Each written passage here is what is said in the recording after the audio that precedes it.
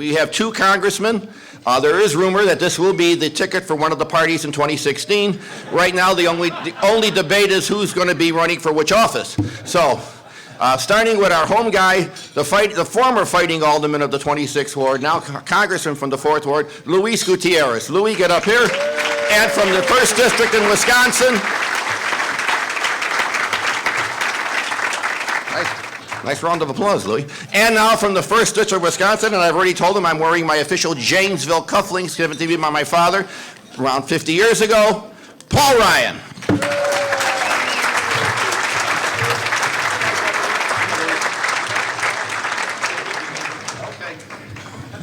The flip of the coin was done with Candy Crowley honesty, so we will... I'll stop. I know you're in Chicago now. You know, we got to... Louis is going to go first. Hi, Dr. Green. Thank you so much. And to the City Club, thank you so much for the wonderful invitation to be here with you. Of course, I've had the distinct pleasure and honor to address you in the past. So when I was called and asked again, I posed the simple question back to the City Club. Wouldn't it be much more interesting and informative to the American people and the American public, and obviously to the astonishing group that gets together here at the City Club, to have someone, a Republican, and someone who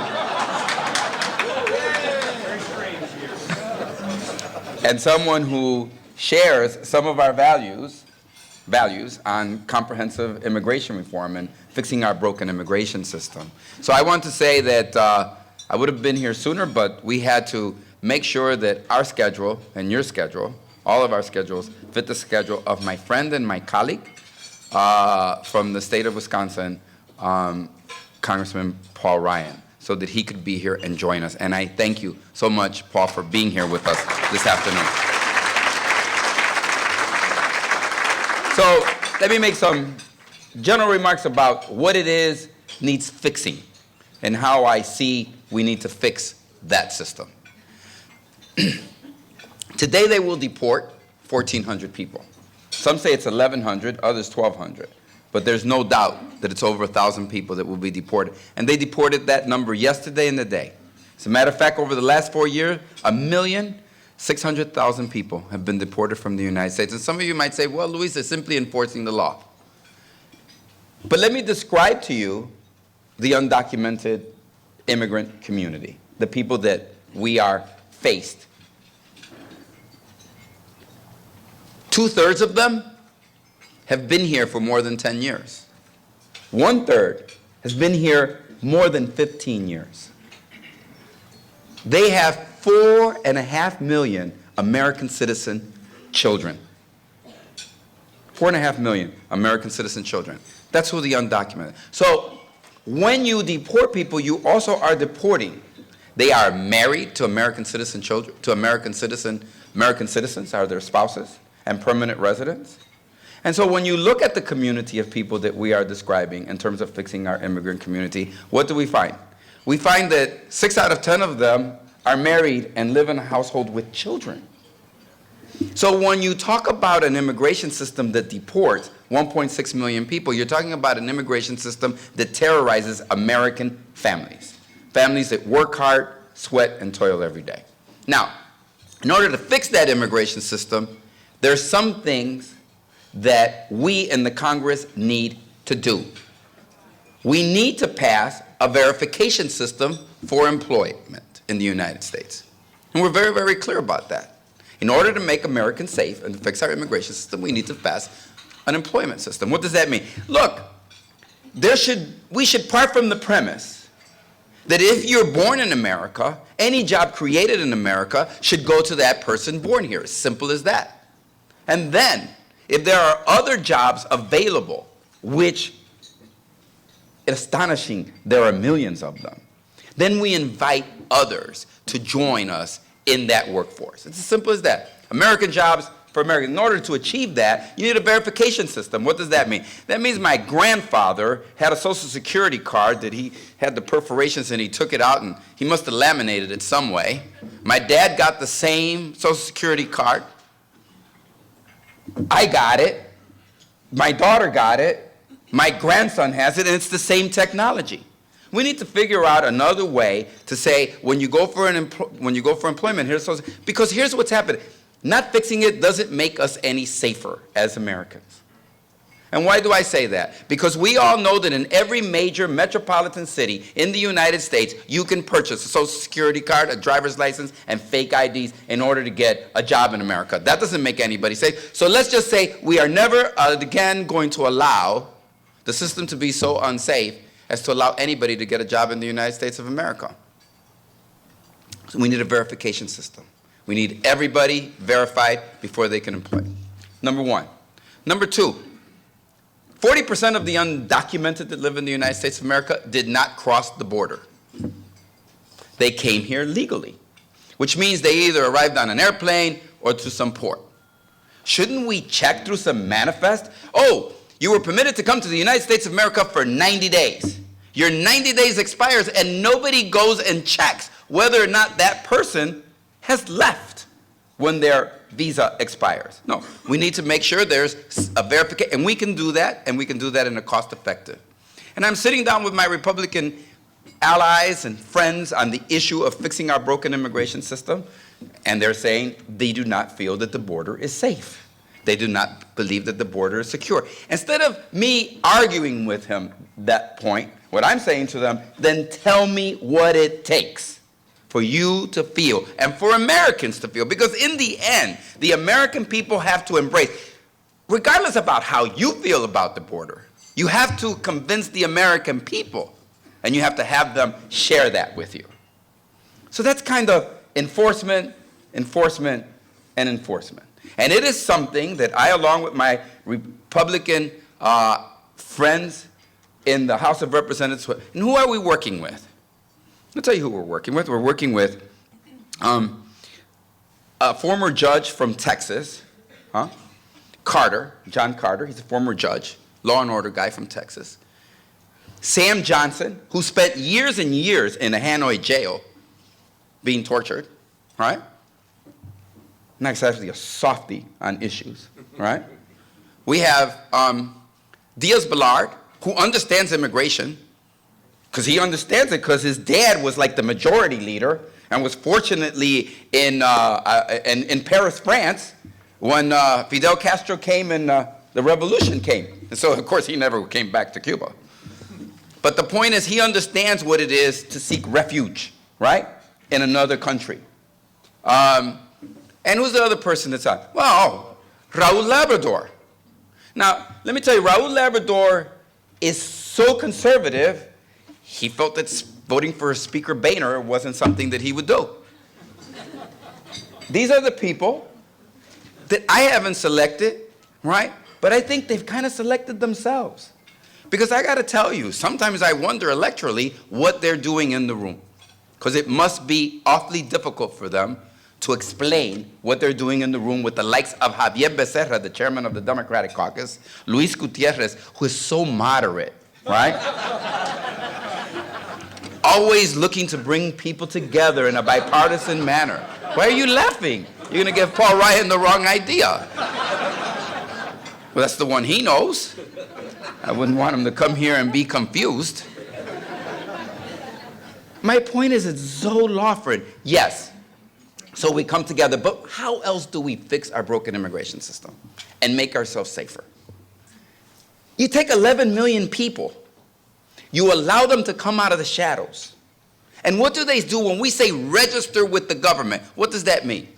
Well, ask the dreamers what that means. When the president signed the deferred action, his executive order on deferred action that said, no person who came here as a child and is undocumented, I will deport. I will allow them to come forward. Here's what the dreamers did. They went down and said, okay, I'm going to register with the government, right? Just so you know, 270,000 of them have already registered with the government successfully, and today have work permits, right? Social Security card, driver's licenses, and are integrated into our workforce. One of them works in my congressional office. And here's what they do. They give their fingerprints up, they go through a background check, they register with the government, they Tell them where they've worked, how they came into the country, who their mom and their dad are, all that information, and they register with the government. That's what we want 11 million people to do. We want them to register with the government. So what? So what happens after they register with the government? I'm going to tell you what happens after they register with the government.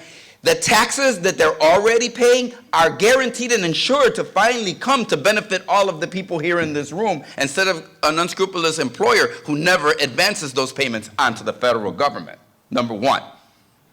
But number two, they work. They can join a union if they want to.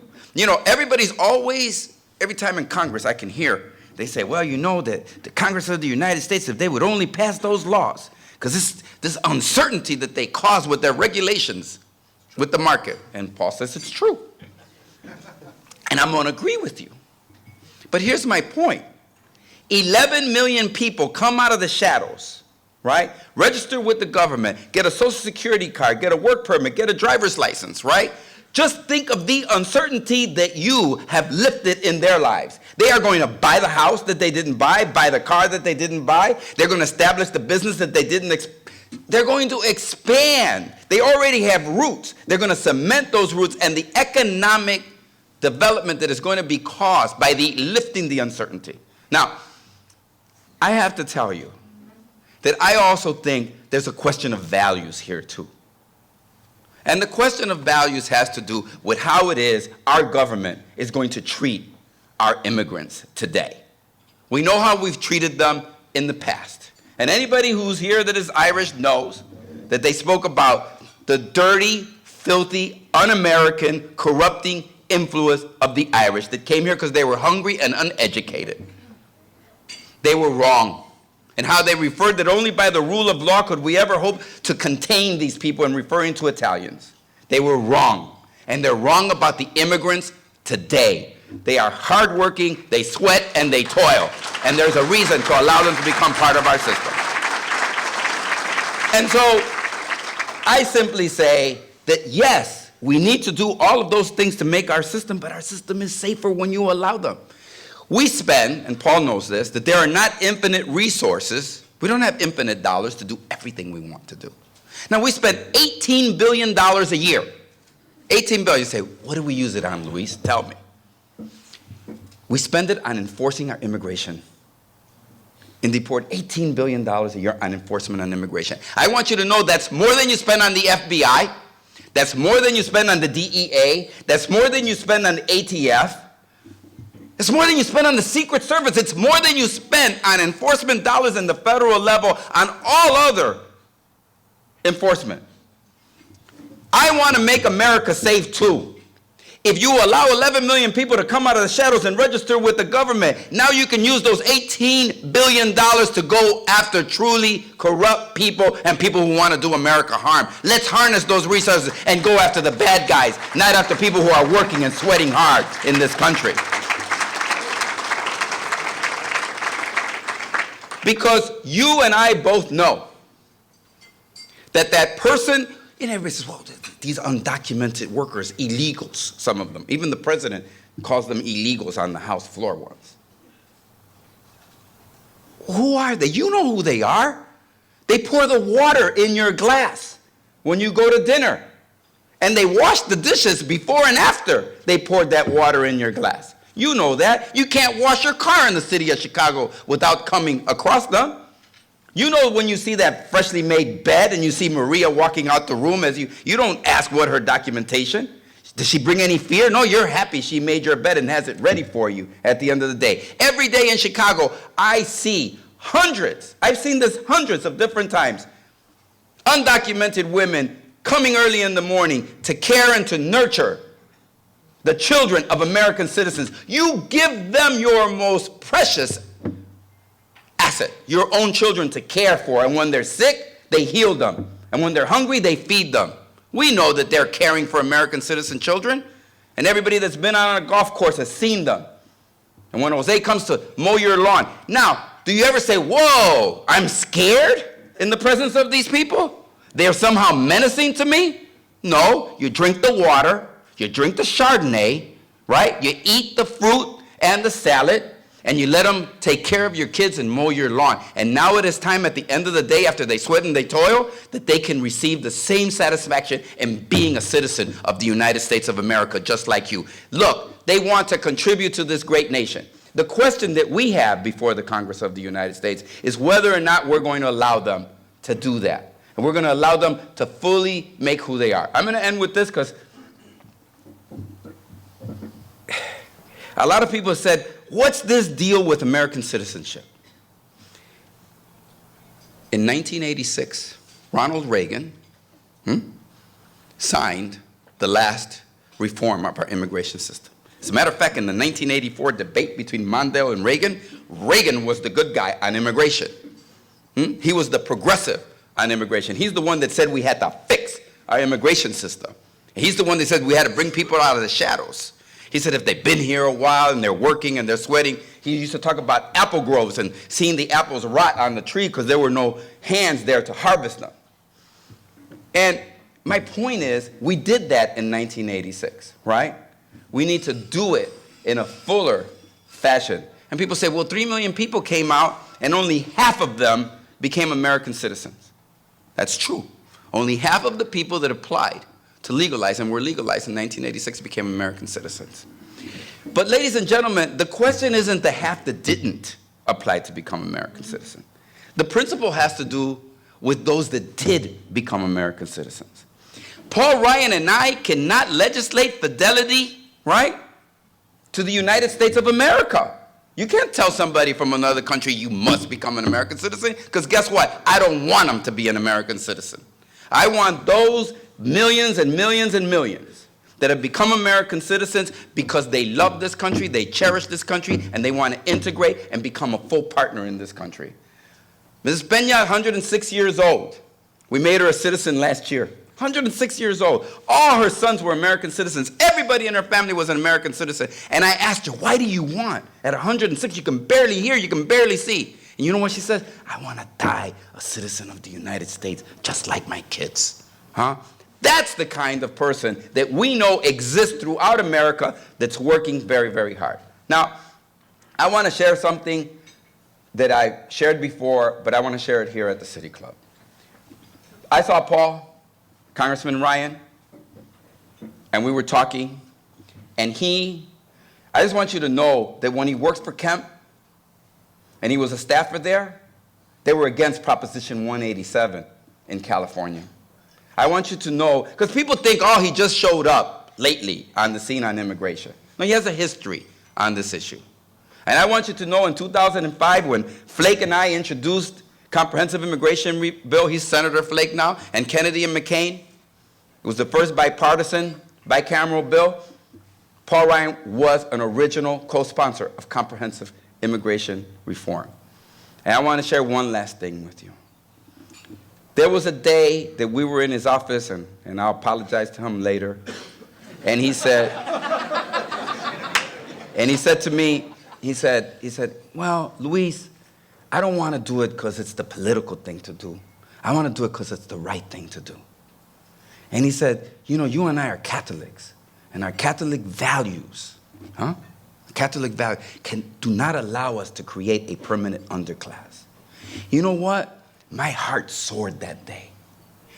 I mean, I could walk so much easier that day. I felt strengthened that day by his words. Because we weren't talking about the issue that divides us, immigration, but the values that need to unite us in the United States of America. And when you speak about values, then you begin to speak about what unifies the American people. So please receive warmly my friend and my colleague from the state of Wisconsin, Congressman Paul Ryan.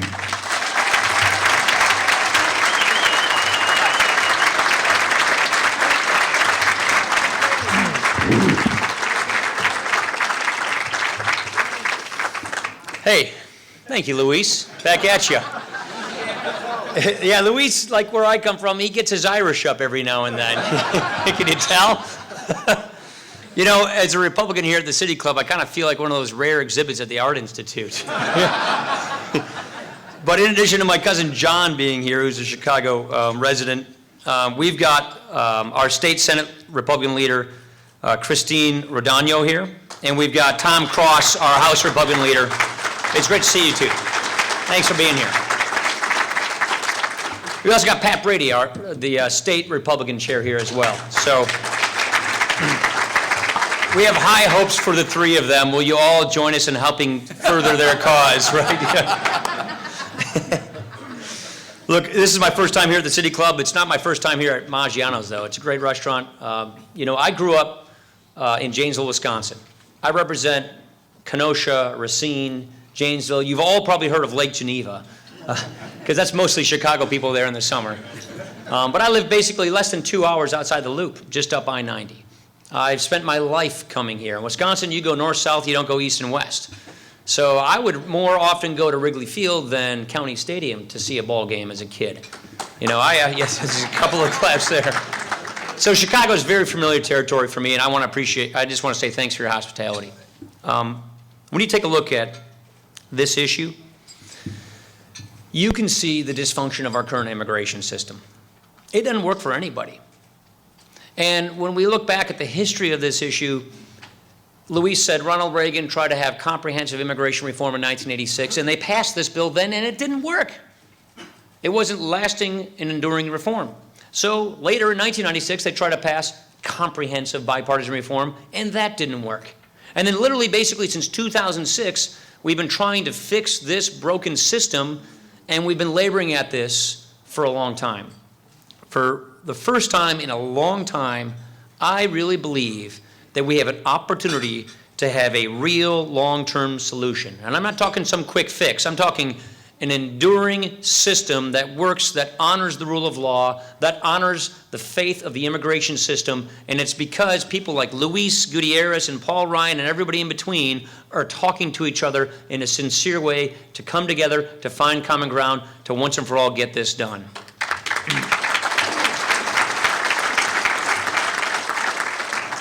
We see this as important for national security.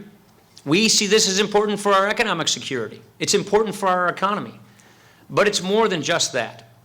We talked about this just at the last event. When you think about America, it's not just a country. America is an idea. And it's an idea that people from all over the world aspire to achieve. Your rights, they come from nature, and nature's God, according to the Declaration of Independence. Each and every one of us are unique, we're sovereign, we have inalienable rights. And so countless millions of people from around the world came in search of this idea, the chance that you can better yourself. Look, my name is Ryan, and I'm not related to the Ryans down here in Chicago, except for my cousin John here. And a friend of mine, an Irish buddy of mine, sent me this, this sign, which was posted on all the ships, bringing the Irish immigrants here during the potato famines. My family came from Kilkenny, during the potato famine. Poor Irish peasants came to America, worked the railroads until they had enough money to buy a farm. They ended up in southern Wisconsin. It was summer. They looked around. They thought it looked like Ireland. And then came winter. And they said, oh, crap. Well, they already bought the farm. They've had to make a go of it, and our family's been there ever since. You know, we were in the earth-moving business for most of our lives. Most of my cousins run that now. And here's the sign that my ancestors read on embarking upon the ship to come over to America. It says, advice to Irish immigrants. In the United States, labor is there the first condition of life, and industry is the lot of all men. Wealth is not idealized, but there is no degradation connected with labor. On the contrary, it is honorable and held in general estimation. In the remote parts of America, an industrious youth may follow any occupation without being looked down upon or sustain loss of character. And he may rationally expect to raise himself in the world by his labor. In America, a man's success must altogether rest with himself. It will depend on his industry, sobriety, diligence, and virtue.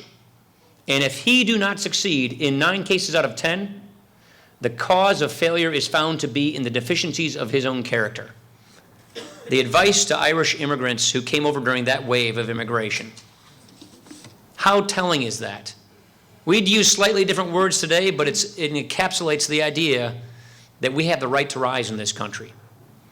That no matter what the condition of your birth, here, you can make yourself what you want to be. The only thing that limits you from reaching your destiny is your God-given talent and your own work ethic, your effort. That's an incredible idea. And it is that incredible idea that made us the best, most prosperous, flourishing country in the world.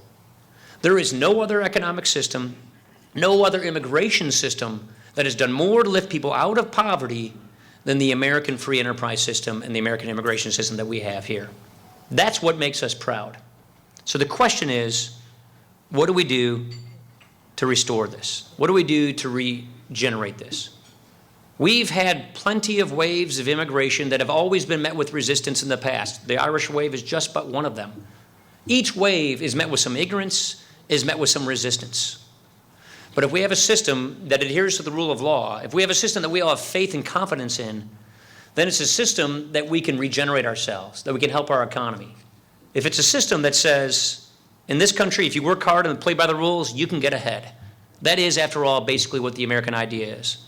And so when I take a look at this issue, and Luis is right, I've worked on this issue back since the early 90s, in many Republican and Democrat coalitions, trying to make this system work. Number one, and there are 5 basic things I think we ought to do. And as Luis mentioned, this is very important to many of us. You need to secure the border. We are in an age of national security threats of transnational terrorism. We've got drug cartels that are trying to ship drugs in to pollute the lives of our children. We need to secure the border. Number 2, we need to enforce our laws. We need to have laws that we can enforce. That's very important. Right now, we have a system that doesn't work for anybody, no matter what side of this issue you come across. Right now, we encourage people to break the law, and we punish people who follow the law. That is not working the right way. Third, we need to let legal immigrants come here legally. We can't have a system where we pay homage and adherence to the rule of law if we don't have an open system where people can come here in search of their American dream, where the work that won't be done by people who are already here can be filled by people who want to come here and do those jobs. You have to have a workable guest worker system. You have to have a system so that high-tech employers can get high-tech entrepreneurs. You have to have a system so that we can have our agricultural demand met. You have to have a system going forward that deals with what we call future flow, so that we don't wind up like we did after 1996, after 1986, with a broken immigration going into the future.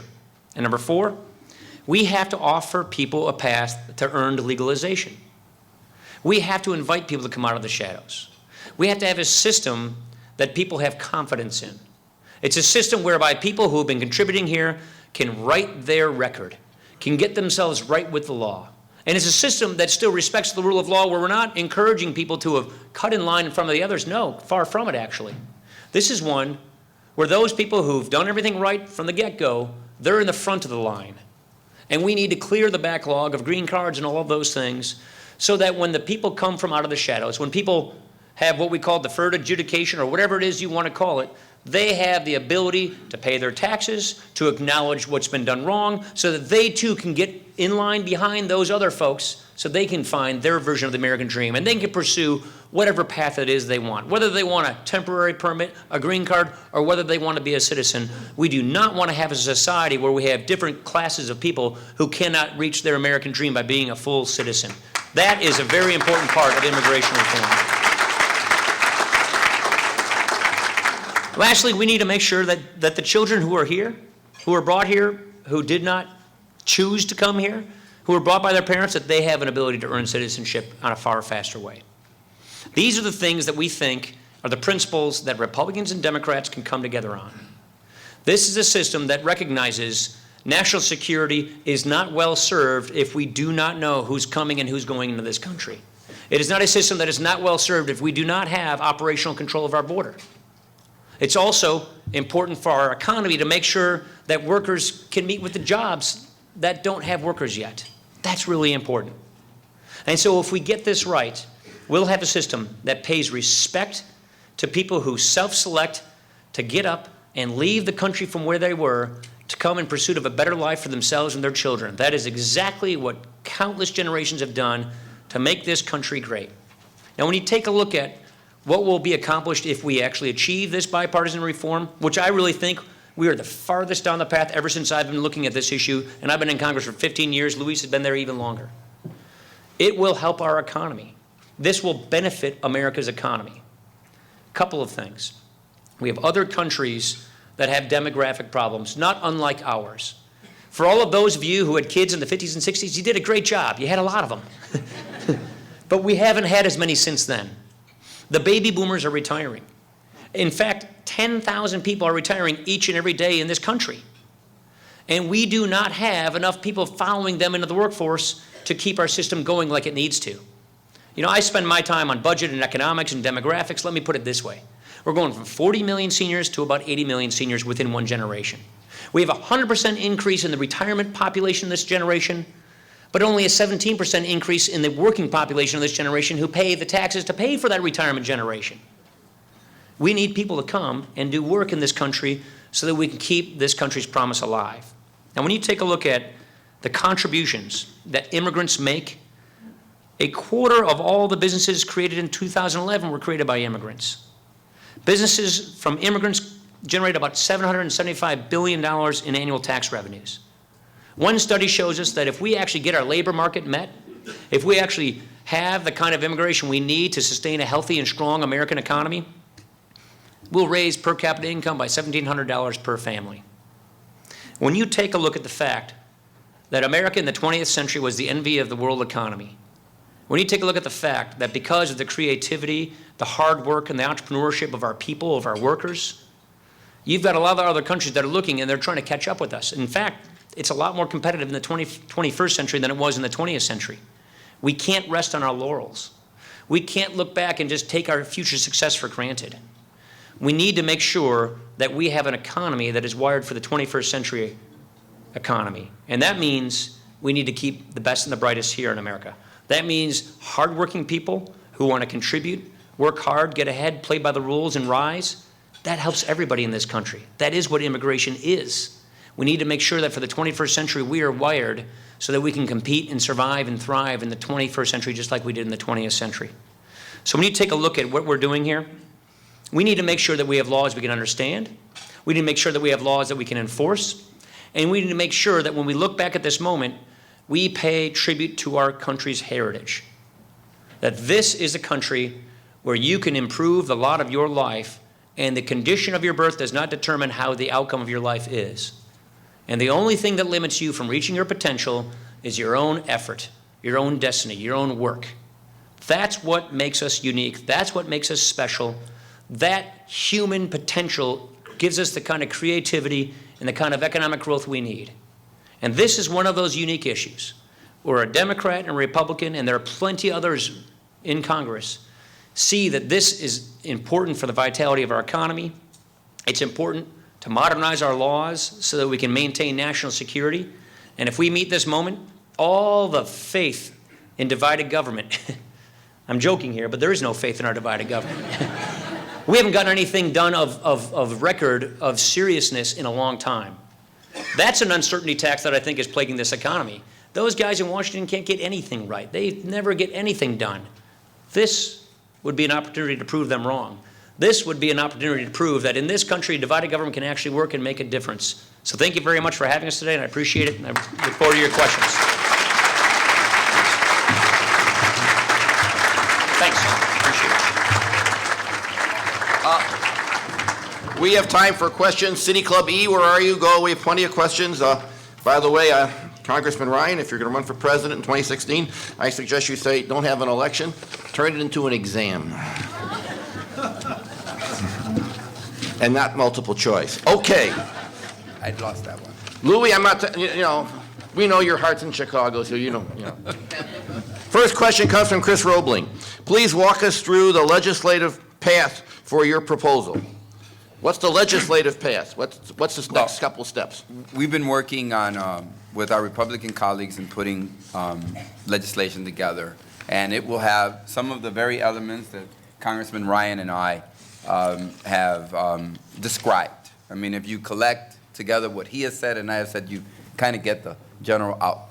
When Congressman Ryan and I worked in 2005 to put together bicameral, bipartisan legislation, the framework was established for what is comprehensive immigration reform. So, look, you built a car then, it's a car today. It's just, how many horsepowers and what you got on it. So, Here's what we're going to do. We're going to, A, have a verification system for everybody. That has everybody, 60 million people start a new job in America every year. So it's huge to prepare that system. It's a verification system. So you go get a job, the government sends you an email, says you're okay. It puts business safely on the side because if you go through, when you go through the verification. Now, if you don't go through the verification system, it's like not paying your taxes. We're coming after you. Okay? There are going to be audits, just like they do with the IRS. We've got to make sure that everybody's paying attention and paying. We're going to secure the borders. I've told my Republican colleagues, tell me what that means. Tell me what that entails so that we can go out to the American public and tell them that we've done it, because you're obviously closer to that issue than I am. We're going to make sure that if you enter, 40% of the people who are undocumented enter this country through some port, right? An airport or off a boat. Well, the manifest says who's arrived, and it says and your visa say how many days you're supposed to be here. And so we're going to have a system that checks that, right? And if 90 days or 120 days when your visa expired, you're not gone, that is, there's not a manifest showing your exit from the United States, we're going to have a system that tracks you down and politely, just to put it here, asks you to leave. And we're going to be able to. Now, so those are the kinds of things. The other thing is, look, we're going to have a guest worker program, as my friend John Carter says, that isn't a bracero program, right? We're not going to go back to the day where we invite people to sweat and to toil and are exploited in America and never have the opportunity to truly integrate themselves. We're not going to do that. We're going to have a worker program. And in the high-tech industry, we're going to tell people, look, there are tens of thousands of jobs that Microsoft and Intel and the STEM industry needs. Tens of thousands that go unfilled because we do not have the talent graduating from our own university. So this tells us we have some work to do in terms of sending kids. So when Luisito, my grandson, says, what should I study? I say math, right? And computers, because that's where the jobs are the future are going to be.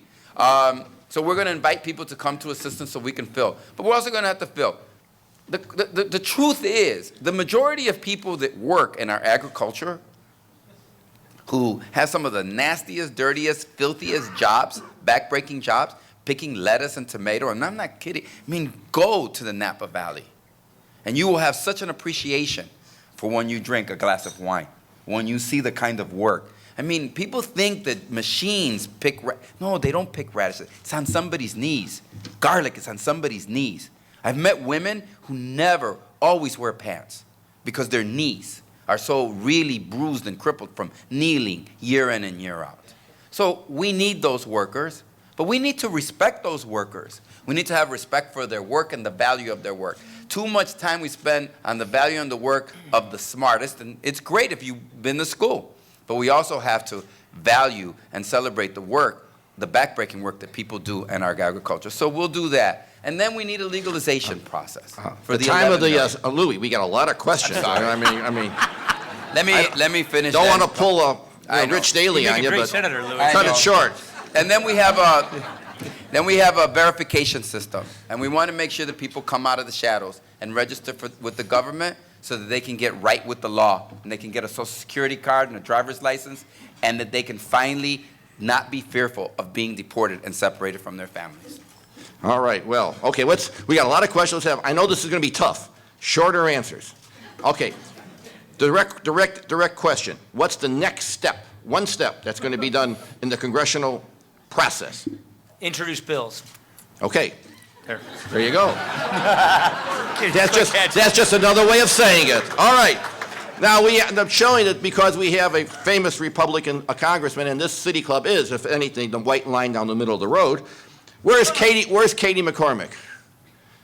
Where are you, dear? All right. Green Bay Packer season ticket holder. No. I know. You are all just jealous. There you go.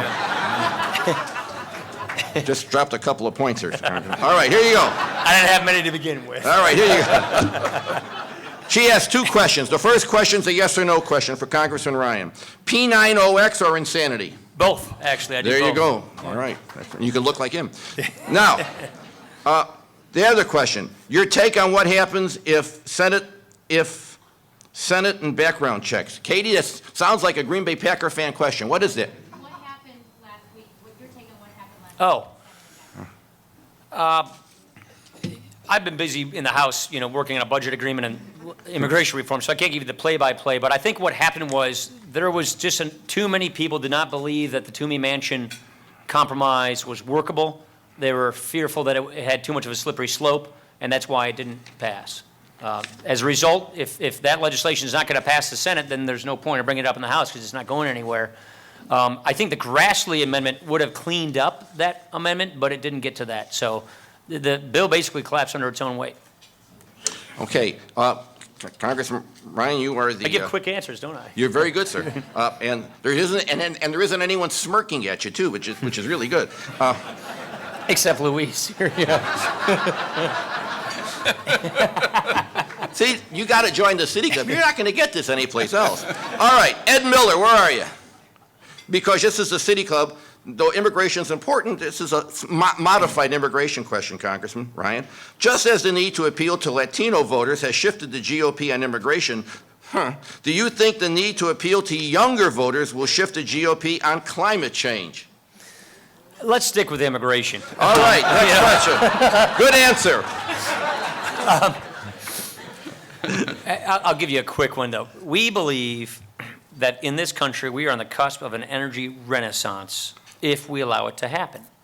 Let's not forget that natural gas is clean energy. And by the way, we've got anywhere from an 80 to 100-year supply of it right here in this country. We also have oil that is in this country because of new technology, because of shale, because of horizontal drilling. We could conceivably make ourselves oil and gas independent by the end of the decade. We could make ourselves oil exporters by the end of the decade if we allow ourselves to do that, if we have the right policies in place. That's phenomenal for jobs. It's great for manufacturing. It's good for consumers. It lowers gas prices, home heating prices, manufacturing costs, and it helps our foreign policy so we don't send hundreds of billions of dollars to countries that don't necessarily like us. We keep that here in this country, keeping our trade deficit low, keeping jobs high, and gas prices down. For people like me, it's a win-win-win, and we do it in a far cleaner way than any other country does. So we ought to take advantage of that. To me, that is a great step in the right direction that would help us with our energy policy, and it would be cleaner at the end of the day. With respect to immigration reform, let me just say this in a summary way. What Luis and I are putting out there are the basic components of a system that we want to endure. We don't want to be having this conversation 5 years from now because we just did piecemeal reform and we still have a broken system. So that's why we're talking about all these things together. That's why we're talking about real border enforcement with verifiable triggers. That's why we're talking about identity theft and worker verification. The people who are the biggest victims of identity theft are people with Hispanic surnames. So if we get that right, then we can make sure that we have a legal immigration system where the employer cannot skirt the rules, and the employer knowingly hires someone that is here lawfully present. And number three, we want to make sure we address future flow. We want to make sure that we clean the system so that it works, so that we have wide gates and high fences. That's the phrase lots of people use. We want to have a system where that people can come here and work, go back and forth if they want to, make a better life for themselves, so that people who are in search of a better life are not being treated as if they're criminals trying to come across the border sneaking drugs into our economy. We want to make sure that we can put our interdiction efforts where they need to be on the border against those who come to seek us to do harm, so that we have an open door to the people who want to come and contribute to our country, who want to come and make a difference in their families' lives, in our economy. That's the kind of system we envision going forward. That's why we have all of these various principles that we agree work. If we put this together, we'll have an immigration system that will endure. And that's why it's very encouraging to see Republicans and Democrats coming together on this issue, because if we get this right, we'll help the rule of law, we'll help the economy, we'll help national security, and we'll re-inject faith that our federal government can actually get something right for a change. Okay, Louis, we have a question for you from one of your big supporters, Mike Bauer. Michael, where are you? Raise your hand. There he is. Okay, I see you. Look, Congressman Gutierrez. Well, I read a lot about Chicago. What are the prospects that any comprehensive immigrant reform legislation approved by the Senate and the House will include binational same-sex couples? I don't think it will include support for binational We can't reach agreement on that in the House side, and I have read the Senate bill, and you should expect the Senate bill to be a more moderate bill than the bill that comes out of the House of Representatives, to be quite honest with you. Okay. Andre Bacallo. Where are you, Andre? Okay, well, listen, okay. Why not unleash, this is more of a statement, why not unleash the creative talents of the private sector? Example, allow partnership between entrepreneurs and small business and documented workers, job creators plus people with strong work ethic. What a concept. I think that's what you guys have been arguing. That's the idea. We want an economic-based immigration system where people can meet demand. Labor and supply and demand can meet each other so we can help fuel our economy and create jobs. Ron Brownstein from the National Journal came to visit me one Sunday, and we went to a restaurant on 31st Street, and it was Sunday at 1:30 in the afternoon. And even he, who used to work for the LA Times, was astonished to see just about every grocery store. I mean, if you go at 3 o'clock in the afternoon on Sunday, every grocery store full. The parking is full in Little Village. And we went down 26th Street, and when I shared with him that only on Michigan Avenue do people pay more in sales taxes than 26th Street, he understood why. Because it was Sunday at 3 o'clock, and there wasn't any parking, and the stores were full and teeming with people. And lastly, it just seems to me, and this is something that maybe Nena Torres or some other investigators can figure out for me if I'm right or wrong, but it seems to me that the closer you are to the moment you arrived in America, the more entrepreneurial you are. Now, people are going to say, oh, Luis, what do you say? It just, because I see people in the neighborhood that just get here, and I see a grown man, and he's 40, 45 years old, and he's selling cotton candy on a long pole that's maybe 10 feet up with and he's out there because he's going to make $1 doing that. I mean, I just see people on every corner just selling stuff and creating businesses. That entrepreneurial spirit is there. We want to bring it to the forefront, but we want to make sure that they get the benefit of their work, right? And they get the benefit of that entrepreneurial spirit. Okay. Okay, one last question. I think this is for both of you because it's saved the controversial question for last. Not that all of them weren't controversial, but nor were the answers controversial, but here we go. David Marzei? Is it? Marcel, okay, from the Center for Economic Progress. Now it's, by the way, you got to improve your printing. Immigration reform proposals contain requirements for payment of back taxes, penalties, and duplication costs that could add up to more than $10,000 for some families. Do we run the risk of creating too many financial barriers for hardworking families? Very good question. No, look, we have people on the Ways and Means Committee that are looking at this, and we're going to obviously have to establish some parameters at the IRS, and there are rules and regulations. It's going to take some time. And let me just say, many people already keep records. Most of the ITIN numbers, those are tax identification numbers, which are issued by the Department of Treasury, do not go to corporations and companies. They go to individuals. And anybody out there in the banking industry or anybody out there in the workforce meets them every day. They have an ITIN number, and that allows them to pay their taxes and to get them. And I don't think that there's going to be a really tax problem. I also want to say that on the issue of binational, my hope is that in 1996, there were 67 members of the House of Representatives that voted against the Defense of Marriage Act, right? I'm the only person left in the Illinois delegation that voted against the Defense of Marriage Act in 1996. And my hope is that the Supreme Court will overturn the Defense of Marriage Act so that in those localities where people of the same sex are married under the law will have the same kind, then the government, federal government will recognize those marriages and that they'll be able to bring their loved ones here with them under our immigration system. And I will fight for it, but I do not believe it will be in a bill. So I'm going to stick with just the immigration stuff here. To Luis's point, your question is about back taxes. If we're trying to make sure that the undocumented population comes out of the shadows and gets right with the law, then they have to get right with the law. That means if there are taxes that they owe that they didn't pay, they have to pay that. There'll be an acknowledgement that they did not follow the rules the right way. It's an explicit acknowledgement which grants them a probationary status, a probationary visa, which after everybody who did everything right, filled out the paperwork, waited in line, they are dealt with first, that flow is dealt with, and then they get to change their status.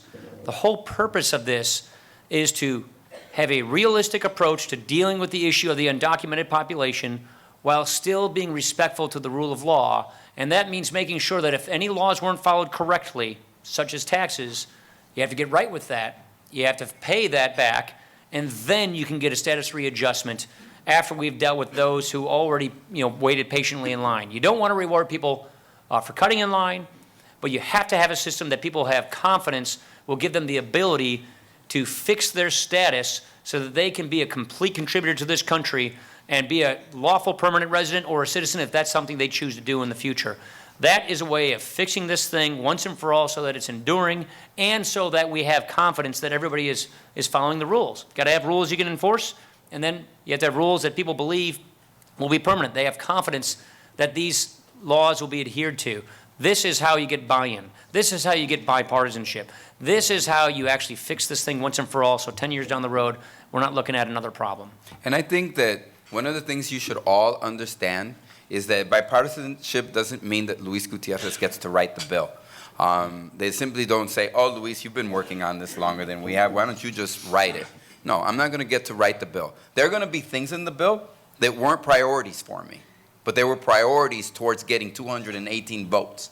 And there are going to be things in the bill, conversely, that weren't priorities for my Republican colleagues. And they're going to have some explaining to do in their districts. I'm going to have some explaining to do. And virtually, if we don't, then it's probably not a bipartisan bill. Yeah. We're looking at this. Remember, everyone, and I know that the City Club is a job, but this is really a serious issue.